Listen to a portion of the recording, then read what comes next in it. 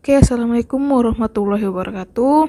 Nah, materi selanjutnya menyangkut pengantar akuntansi adalah klasifikasi dan kode akun. Jadi, sebelumnya kan kita masuk di materi jurnal umum ya. Nah, sebelum kita masuk ke siklus kedua, yaitu buku besar, kita perlu memahami dulu tentang kode akun. Kenapa? Karena setiap buku besar itu harus ada kode akunnya masing-masing. Nah, sekarang penggolongan sendiri.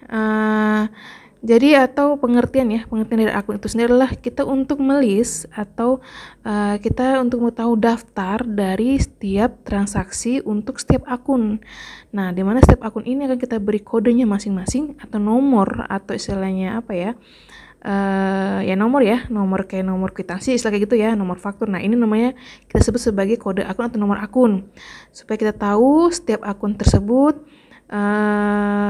ada transaksi, kita tag-nya itu ke kode akun contoh 111 berarti kita tahu itu untuk ke kas, maka itu menjadi informasi untuk kita bahwa kita tahu bahwa transaksi ini itu masuknya di kode akun kas seperti itu ya. Jadi itu kegunaannya dan itu pengertian dari akun itu sendiri atau kode akun. Nah, di sini akun tuh pada umumnya itu digolongkan kalau berdasarkan sifat itu meliputi harta, utang, modal, pendapatan dan beban. Atau komponen-komponen dari akuntansi atau pohon akuntansi yang pernah Ibu sebutkan sebelumnya, yang sudah pernah Ibu jelaskan sebelumnya bahwa terdiri atas 5 bagian yaitu harta, utang, modal, pendapatan dan beban. Nah, setiap komponen ini sendiri sudah punya bagiannya masing-masing atau sub bagiannya masing-masing atau turunannya masing-masing. Ibu rasanya kalian sudah paham ya, di mana harta turunannya apa aja, atau bagiannya apa aja, atau komponennya apa aja, utang apa aja, modal apa aja, pendapatan apa aja, dan beban juga itu apa aja. Nah, setiap turunan ini juga sendiri kita juga harus memberikan kodenya atau nomornya di sini supaya kita tahu buku besarnya masing-masing per kode akunnya. Nah, jadi itu ya. Jadi setiap akun-akun tadi beserta turunannya atau bagiannya atau kelompoknya atau subnya tersebut juga kita beri kodenya masing-masing. Contoh, akun harta di sini. Nah, turunannya kan terbagi atas harta lancar atau current asset, ada harta tetap dan harta tak berwujud. Nah, harta lancar terdiri atas apa aja? Ada kas, ada efek atau sumber berharga, ada piutang, wesel tagih, perlengkapan, beban dibayar di muka, pendapatan yang akan diterima dan persediaan. Nah, itu kita beri kodenya masing-masing atau kita beri nomor masing-masing. Contoh ya, kalian dalam list daftar hadir. Nah, nomornya kan di samping nomor 1 ada Abdullah, nomor 2 ada sahabat Kasim, nomor 3 ada Nur Hayati. Nah, nomor-nomor itu juga berlaku untuk setiap komponen-komponen dari pohon akuntansi beserta turunannya. Seperti itu supaya kita tahu urutan yang nomor 1 itu apa, nomor 2 itu apa, 3 apa dan seterusnya gitu ya. Dan itu juga berlaku untuk di buku besarnya. Oh, buku besar nomor 1, oh itu kas. Buku besar nomor 2, oh itu efek, seperti itu loh. Ya, itu kodenya, itu tujuannya kenapa kita perlu memberikan kode akun di setiap komponen-komponen dari pohon akuntansi tadi ya, atau dari komponen-komponen dari akuntansi, baik itu komponen dari harta, utang maupun modal, pendapatan serta biaya. Yang kedua itu ada investasi jangka panjang, yang ketiga harta tetap ya. Nah, itu juga sama ya. Bagian-bagian semua kita beri nomornya masing-masing. Nah, ini ada bagian dari harta berwujud, ada hak paten, hak cipta, hak merek, franchise, goodwill, ada harta lain-lain juga dan sebagainya. Kalau utang kewajiban, komponennya atau subkomponennya itu ada utang lancar, di mana terdiri atas utang usaha, wesel bayar, beban yang masih harus dibayar. Ini bagian-bagiannya ya, yang perlu kalian tahu.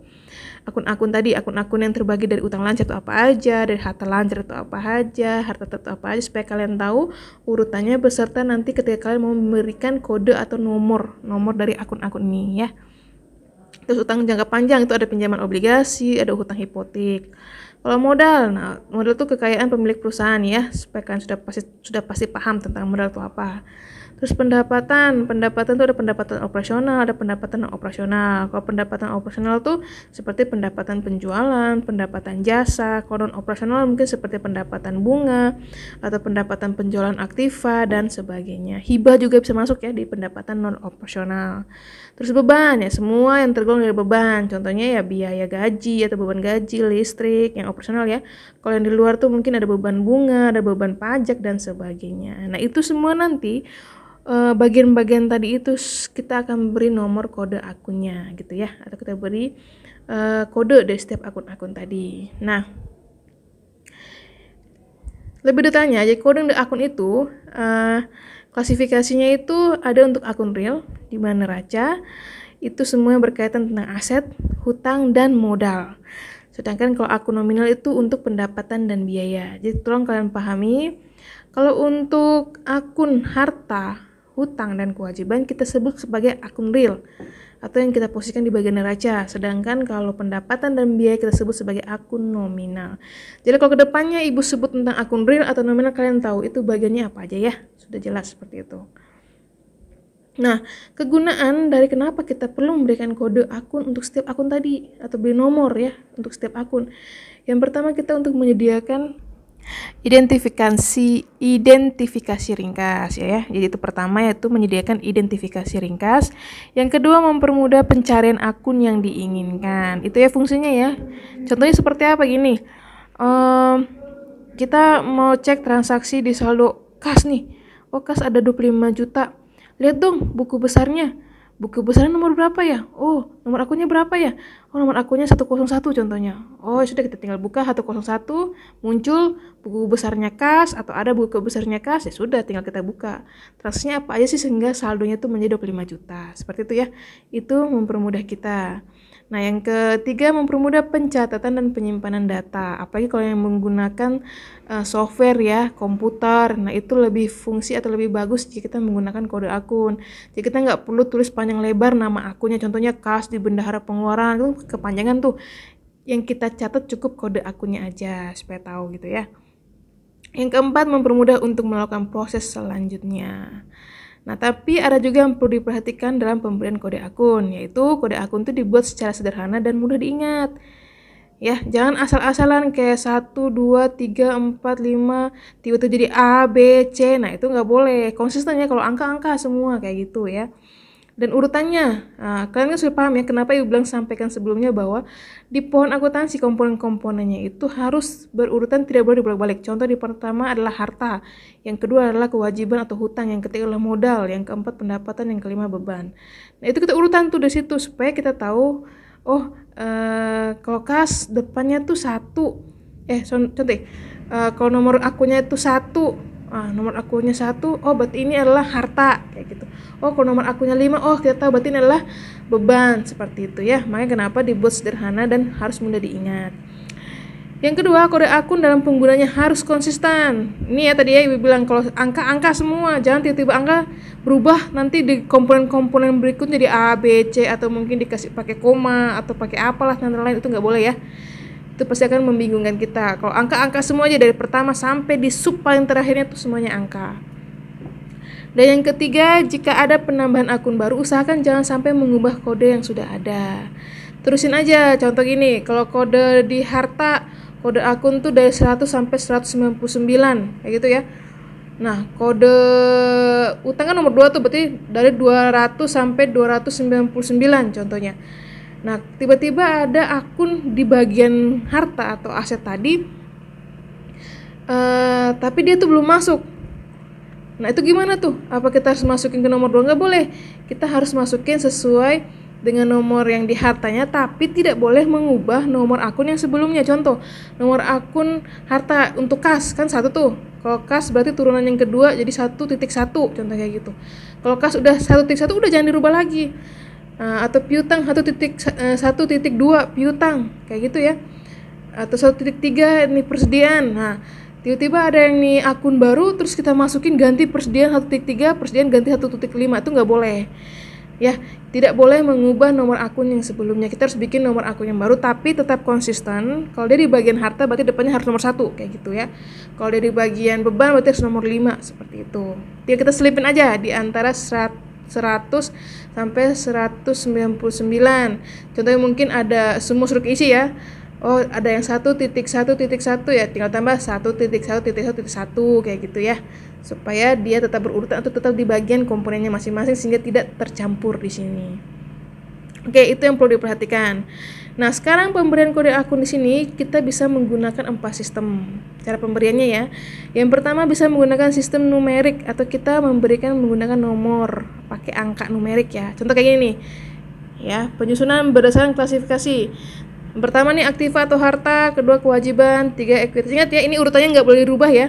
4 pendapatan dan 5 beban. Kode rekeningnya contohnya aktiva tuh dari 100 sampai 199. Kewajiban 200 sampai 299. Ekuitas 300 sampai 399 dan seterusnya. Sekarang, untuk kalau kita mau kasih kode akun kas tuh gimana, Bu? Kan aktiva harta nih ya 100 sampai 199 ya. Sudah, aktiva pertama tuh aktiva lancar. Yang pertama lancar itu adalah kas. Ya sudah, kita kodekan menjadi 101. Intinya urutan itu termasuk di dalam urutan 100 sampai 199. Nggak boleh masukin di 200 karena dia bukan di bagian kewajiban, dia di bagian harta. Kayak piutang dagang berarti 102, piutang lunas 103, kalau peralatan 121 ya karena dia udah masuk di aktiva tetap dan seterusnya gitu ya. Contoh di pendapatan, ada pendapatan sewa. Pendapatan kan nomor kodenya dari 400 sampai 499. Oh, pendapatan sewa yang pertama berarti 401, pendapatan hibah 402 dan seterusnya ya. Jadi itu kita memberikan kode untuk akun-akun yang ada. Tapi ingat ya, harus berurutan dan konsisten. Itu untuk numerik. Ada yang menggunakan sistem desimal, kayak AA, AB, AC, AD ini ya, contohnya nih ya. Ada kewajiban KA, KB, KC, KD, KE. Kalau modal kena modal duluan ya berarti MM, MA, MB, MC, MD, ME dan seterusnya. Ada yang menggunakan sistem kombinasi huruf angka nih. Ada A1, A2, A3, A4, A5 sampai yang beban kan B ya, huruf B pertama jadi B1, B2, B3, B4, B5 dan seterusnya ya. Jadi itu cara kita memberikan kode pada setiap akun yang ada, tapi ingat harus konsisten di sini. Kalau menggunakan numerik berarti dari awal sampai akhir numerik semuanya. Kalau desimal semuanya, sampai yang kombinasi huruf angka ya dari awal juga seperti itu. Sampai terakhir menggunakan sistem kombinasi huruf angka. Jadi itu ya cara kita membuat kode akun untuk setiap akun-akun tadi. Fungsinya buat apa ya? Supaya kita bisa gampang mengecek, mempermudah ketika pencatatan, mempermudah juga ketika kita melakukan pendataan arsip atau segalanya. Seperti itu ya. Nah, setelah kita membuat kode akun, baru kita bisa bikin buku besarnya. Jadi pertama tuh bikin jurnal umumnya dulu. Setelah itu kita bikinkan memang nomor akunnya dari setiap akunnya tadi. Nomor-nomornya tadi ya kita siapkan semuanya. Baru kita bikin buku besar atau kita postingkan transaksi tadi di jurnal kepada buku besarnya masing-masing dari setiap akun. Seperti itu ya. Untuk buku besarnya akan Ibu jelaskan di video berikutnya. Terima kasih. Wassalamualaikum warahmatullahi wabarakatuh.